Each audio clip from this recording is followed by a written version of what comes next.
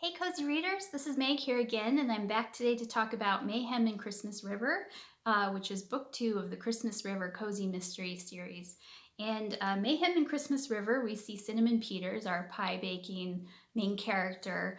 She's got a lot on her plate this book, plenty of things to take care of. She's involved in a Christmas in July parade and play, which she got roped into being part of thanks to her friend Kara. And she's also, there's also an arsonist on the loose in Christmas River who's burning down local businesses. There's also an old flame of Daniel's who shows up kind of out of the blue, which adds a lot of stress to, to Cinnamon's life. And of course, there's also that marriage proposal from Daniel that Cinnamon, at the beginning of the book, turns down.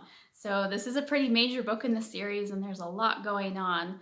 I think when I think about the book, the two scenes that really are important and that really distill kind of what it's about is the scene with Cinnamon and her grandfather Warren, where Warren's telling her about this experience, this childhood memory that he had about conquering his fears with this tire swing up at one of the lakes in the Cascade Mountains. This swing was called the Gallows and was feared by the kids at that time because you could, if you swung out too far on it and dropped into the lake, you could easily die and break your leg or something terrible. So Warren's friend ends up getting hurt, and so he gets very scared of this tire swing and stops going for a while. But then he kind of realizes that he can't let that beat him. He can't be afraid of a thing like that and not like try and conquer this fear. So he ends up going back, and even though his mother is telling him not to go back, he disregards that, and he goes ahead and he jumps and he shouts Geronimo, and it's kind of this great story about like not letting things I guess conquer you mentally and being able to face your fears.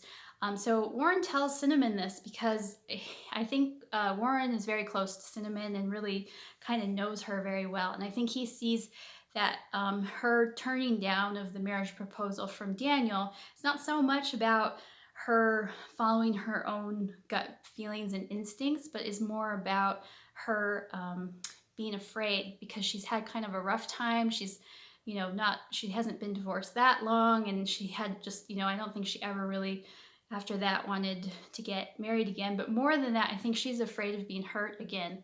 So I think Warren kind of tells her this story to kind of point out that you shouldn't let the things that scare you kind of take over your life and stop you from doing things.